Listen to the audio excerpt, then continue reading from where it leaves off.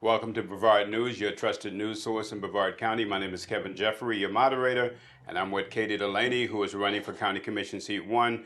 Also, her competition, Dwight Siegler, who's running for that same seat, and Troy Tidwell, who is running for City Council seat number 2.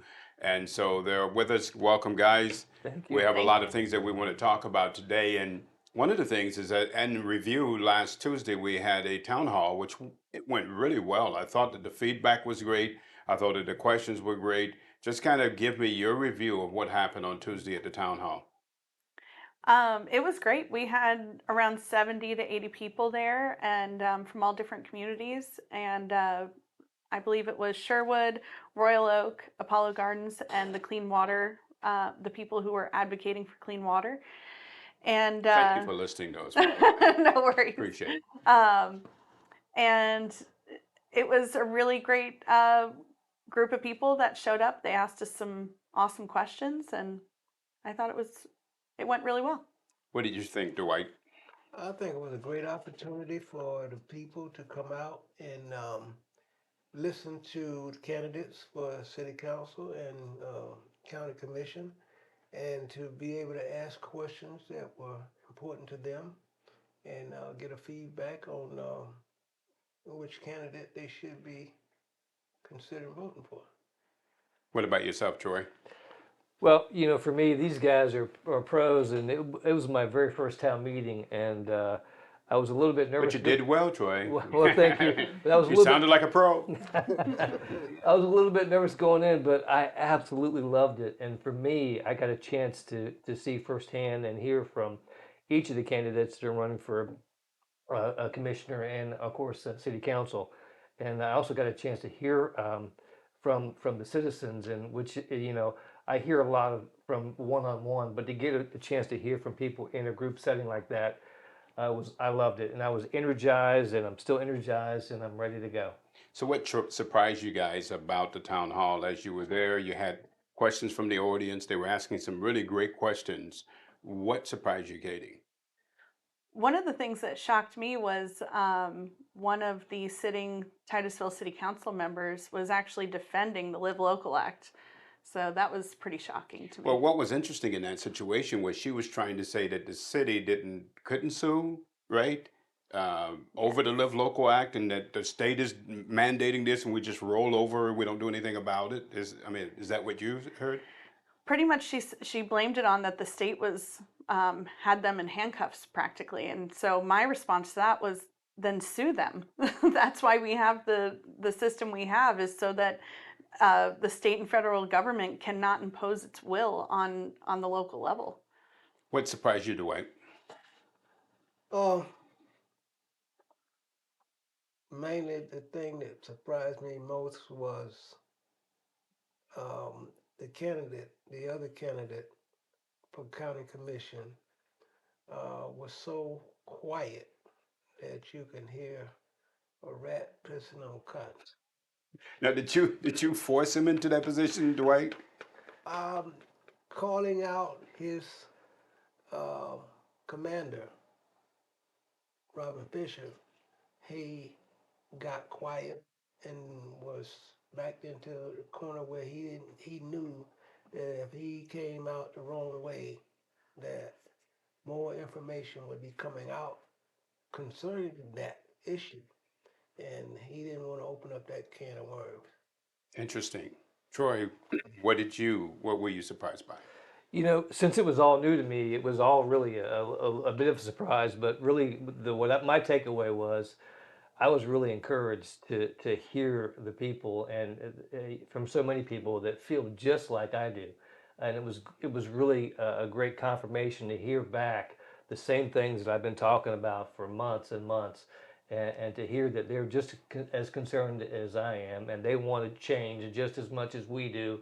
And so there's a lot of support, and I really think that small group that was there, I think there's thousands of people that feel just like that. So that's encouraging to me, and that's my biggest takeaway. And one of the biggest issues is that many of the homeowners don't believe that their voices are being heard, right? And that they are really, Tom started off, Tom Erdman, and he said he's shocked by the level of corruption and the things that are going on, and he had no idea about it. What's happening where the citizens have lost this voice that they have with their government officials? Where did the disconnect come in, Katie? Honestly, I feel like power has gotten to these people's heads. They're up there dictating their will on the public for their own personal gain, and it's time that we get some people with integrity back on these in these Is offices. this an accident or is it intentional? Oh, it's intentional. No, it can't be intentional. Oh yeah. Okay, well, why do you say that? I don't know how you could mess up this bad if it wasn't intentional. One wrong move with a development, or one oops with, you know, mitigating things wrong is one thing, but when you do it over and over and over again all throughout the county, that's intentional. Dwight, how did we get here? Why are the citizens in the position they're in Titusville and really across the county today? How did we get here? I think the commissioner before Robin Fisher was Truman Scarborough. And Robin came in and he saw a laid back, comfortable people in North Brevard. And they had been comfortable for Truman been there for 20 years and everything was working like county government was supposed to. And to me, he took advantage of that. And he encouraged the county to vote to create embeds, North Brevard Economic Development Zone. So tell us what embeds are and what is that about? Embeds is North Brevard Economic Development Zone. Um, they were saying that due to the shuttle program ending, that North Brevard was taking the biggest hit on from that, and that the county would put so many millions of dollars in, and the city would, and then that money was supposed to be to bring in companies that create jobs for this particular area. It seemed like to me they ended up giving large sums of money to companies that were space related. Now, this money is a tax on the small businesses, correct? Uh, I don't know where all of it comes from, but I know the county itself gives so many millions to embeds. You know, if the city gives, how much the city gives into embeds, I don't know. I do not know. But that money is supposed to be used for, in my opinion, I would say, hey, let's see if we can get Nissan or Kia or somebody to bring a plant here, and we got the land, we can get back, but we can't give $8 to $10 to a company that's space related to come to the area. When where else are you gonna go?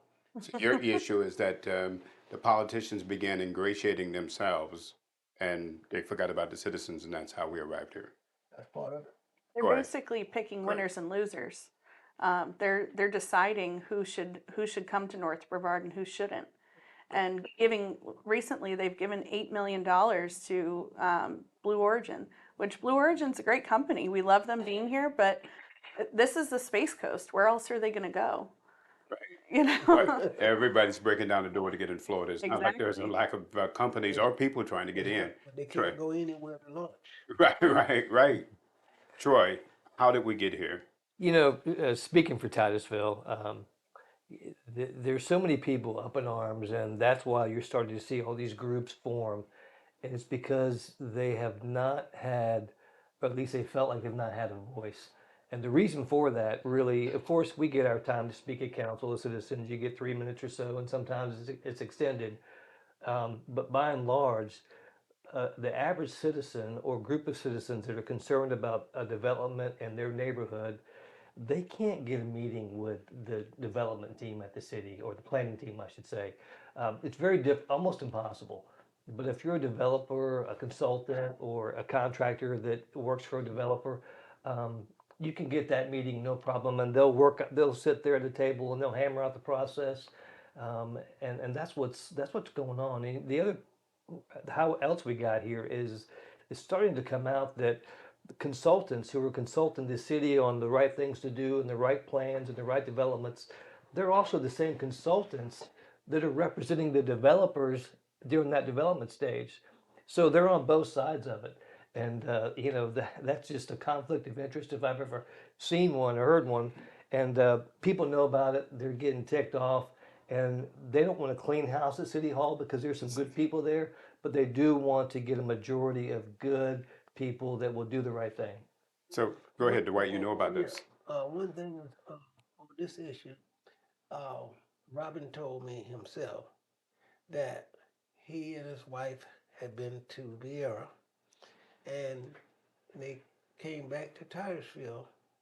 They looked over and she saw the old Titusville Miracle City Mall, which was an eyesore, and made a comment about we leave Vieira, this is what we come back home to.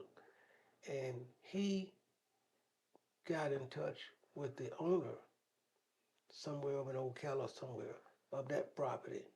And that was one of the first things that he did. And now you came up with, according to Scott Ellis, all of these companies with, like you got Cold Fish, Robin Fisher, well, Herman Cole, Cold Fish, and Robin Fisher, and IT it's or something that's Stan Retz and Robin Fisher, and all of these other corporations that they've got. So he's got his hand into Titus Landing in all kind of ways.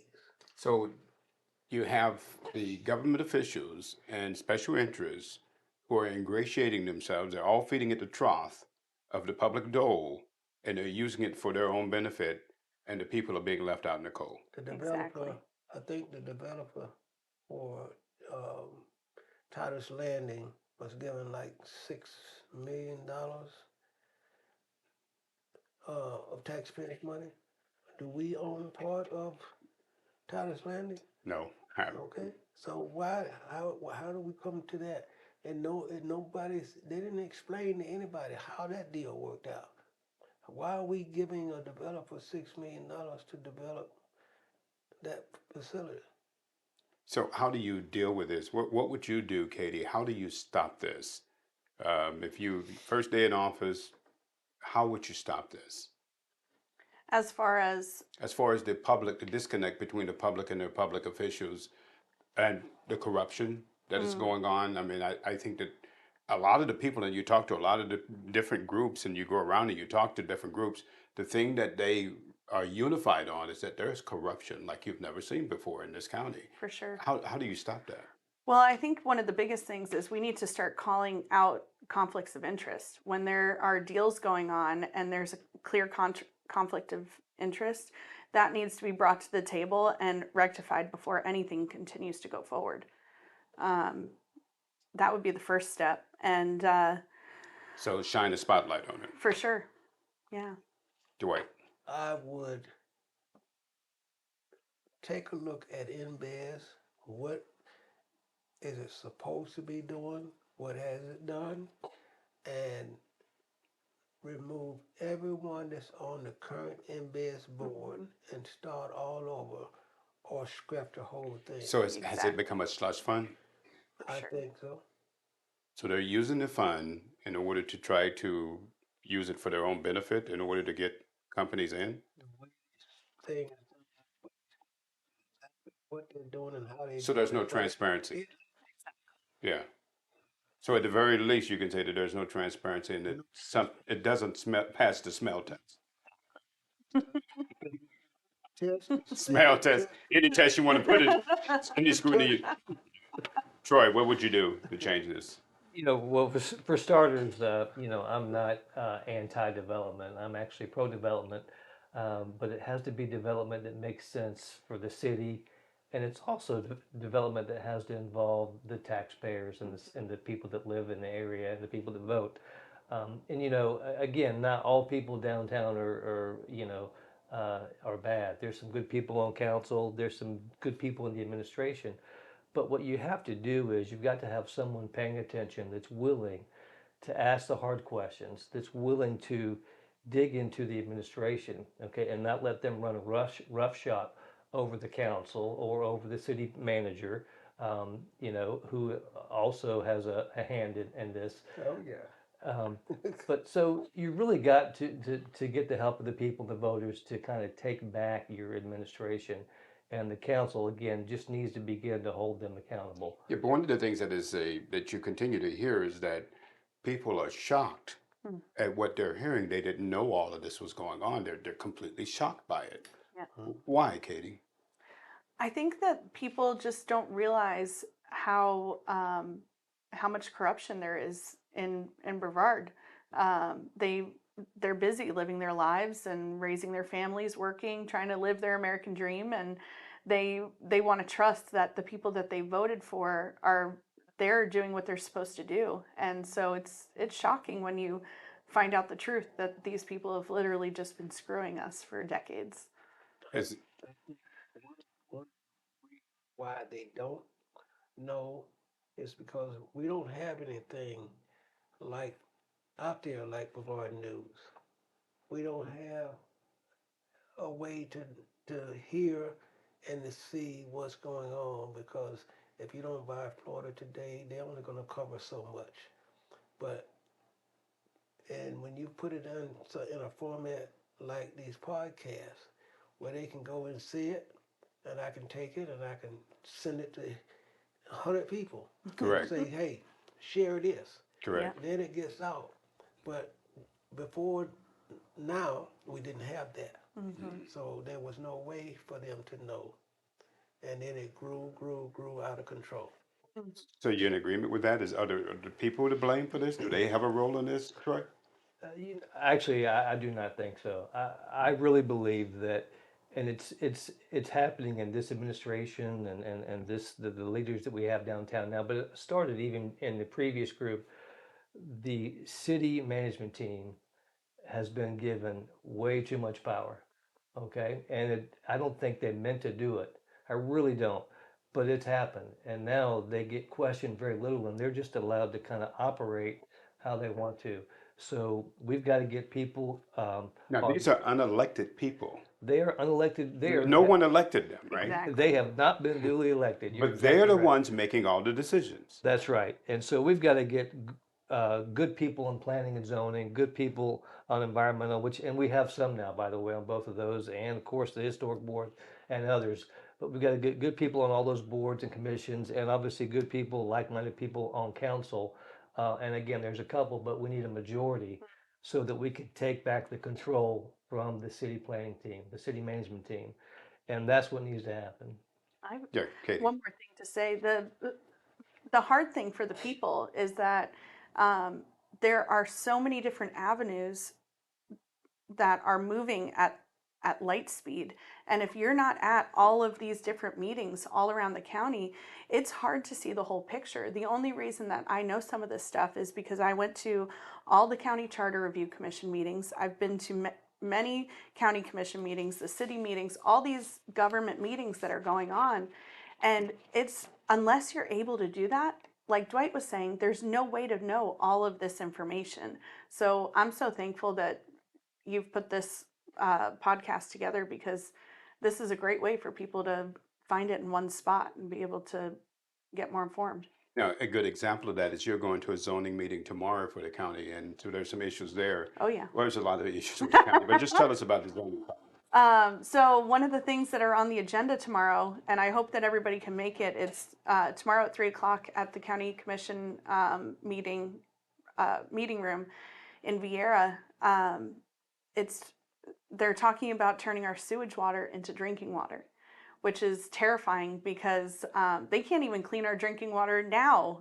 For instance, all the PFAS that's in our water. And so now this sewage water that they're going to clean and mix into our drinking water, it's how do we know that it's not going to have pharmaceuticals in it or bacteria, E. coli, God only knows what in this water. So this has been tried before in California. Am I I believe not so. mistaken? Right. New Orleans. New Orleans. And how long ago in New Orleans? Yeah. Well, you would expect it in New Orleans, California, but Titusville, Florida? Yeah, it's crazy.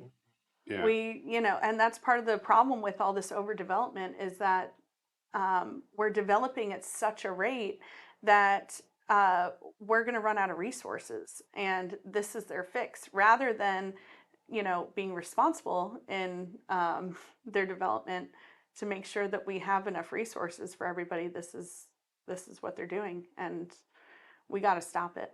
So Troy, on that same note, you were talking about development in Titusville. So you've looked into that and some of the things that are going on. And you saw some issues there, right? Yes, thank you for asking me about that, and I'll be brief. But in the last 10 days or so, I've had a chance to drive through 7 or 8 different developments, and mostly residential, in various stages of development. Some are just beginning, some are halfway through, and some are almost complete. But the common theme when you drive into these developments is that the landscaping has been decimated. All the trees are gone because of clear cutting. There's no natural vegetation. Anything that they've placed there um, is just the bare minimum. So it's really sickening and discouraging to see what these developers are doing to Titusville. And as you drive through each of these, you can see evidence of um, you know ordinances that they've obviously ignored or decided to ignore and just pay the fine and move on. And the problem with that is that no one's really holding them accountable. And that's the city staff's issue. It really is. It's their job to send out the inspectors on a regular basis, and when something is not compliant, they need to make it right.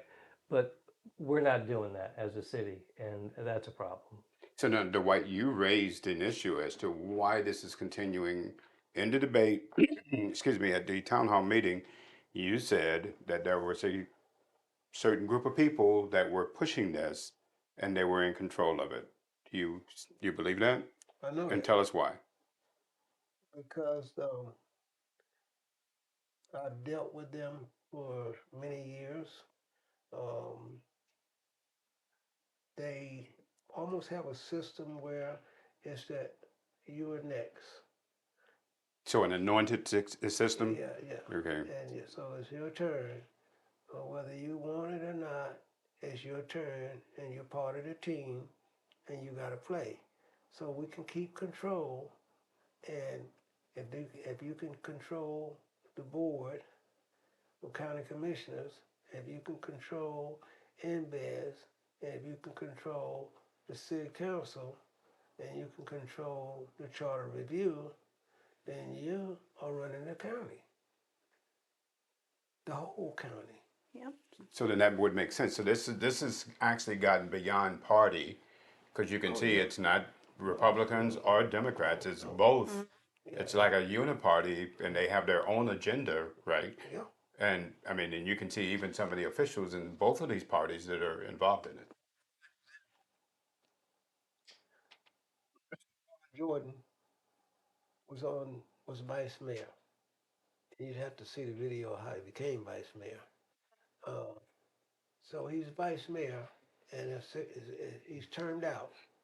So he begs to be the chair so that he can add that to his resume on his last year. So he became vice. They voted and made him vice mayor. Now, um, he has this party, this retirement party at his home. A couple of friends of mine from the city was there, and he makes this announcement that he's retiring from public service, and he's bought a couple of $100,000 RV. The guy's a multi-millionaire, and he buys this RV, and he and his wife are going to see the country. 2 weeks later, I get a call from Dave Berman over at Florida Today. Hey, Dwight, you hear that Robert Jordan just jumped in the race? I knew about it, but I didn't know it was, official like that yet. Okay, does that sound like somebody who's saying at a party 2 weeks ago that I'm retiring from public service and I'm buying an RV and I'm going to see the country? So what made you want to be the county commissioner so bad in the last 2 weeks? So how do you stop this? Now, there's some legislation by Randy Fine to change Parish Hospital. Sure. And it went before committee last week, and it went 11 to nothing in committee. So with some of those kind of legislations, by changing the dynamics of things, would that change this area? Would that help? What do you guys, what do you think? It would For help. sure. Definitely would help. In what way? Um, you start losing quarter by quarter. You, the game comes to an end and then you lost. So we got to start taking back um, charter review. We got to take back embeds. We got to take back city council. We got to take back county commission. And now you don't have all of that control anymore. So But the biggest thing it's the people, right? I Yeah. mean, so there's the majority of the people, and as you go around Brevard County and you talk to people, and I've been as far down as Vieira talking to people and whatnot, the thing that strikes you is there's more people who disagree with what's going on than would agree with what's going on. I Exactly. mean, is that the key? Yeah. why were they so afraid to even say anything? Some of these people were afraid to even say Robin Fisher. Mm. It's like, Well, when you said it the other night, there was a hush fell over. Hush fell over the audience, and it was like those are the unspoken words. They shall not be said. One of the reasons why this is such a huge move, this piece of legislation from Randy Fine, is that so 3 of the board members for Parish Hospital are picked from Titusville City Council. 3 of them are picked from the county commission, and then 3 of them are picked again from the county commission, but the Titusville City Council has to also agree. So if you can control the county and the city, you control who's running that hospital.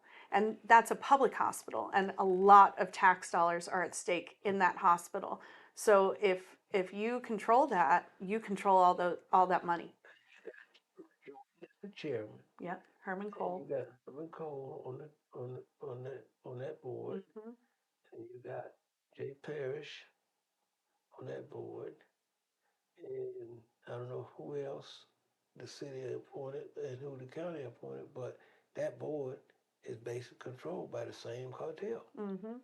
What would you tell? So we're going to close with this. What would you tell the citizens? You're talking to the citizens. What would you tell them that they can do that will change the trajectory of what's happening in Brevard County? Yeah. Katie. I would tell them to vote for me because I'm definitely going to continue exposing the corruption and fixing the problems that we have in our county. Dwight, what would you say? Well, naturally, I would tell them to vote for me because I'm going to have Katie Delaney that team, and I happen to know where all the dead bodies are. Troy, what would you say? You know, really, I would just remind people that elections have consequences. And what we see in the county and the city, for sure, which is of my particular interest, you see the effects of those consequences. So this time they have a chance to make a real difference. And I want every single person that is registered to vote, and they can make a difference. And really, whether it's 1 vote or 2 votes or whatever, um, if you think your vote doesn't count, you're wrong. So please get out there. It's the biggest thing. I mean, a lot of people believe that that they're alone, and a lot of people do not see what you and I see as you talk to a lot of different people. That when you talk to people all over, I mean, there is a consensus about what's going on. But the people, when they're by themselves, they don't see that consensus. I mean, would that be a fair to say? For sure. I know that as I've been door knocking, people are pretty discouraged about what they see. And something that Troy mentioned, that your votes do count, and we are relying on you. We need to get as many people out to vote as possible, because the key players that we've been talking about, they've got their core, and those people show up to vote. So we need the people who are like-minded. If you're not registered to vote, please go register. Please go out and vote on voting day, because that's the only way we're going to take back this county. Do you agree, Dwight? I wholeheartedly agree. Troy? 100%. All right. Hey, thanks for joining us. We've had a lively conversation here, talked about a lot of important things, but it really is going to come down to you as the citizens of Brevard County to keep the politicians honest. And so join us here again next week on Brevard News, where you will get the best news in Brevard County. Have a wonderful week. Thank you.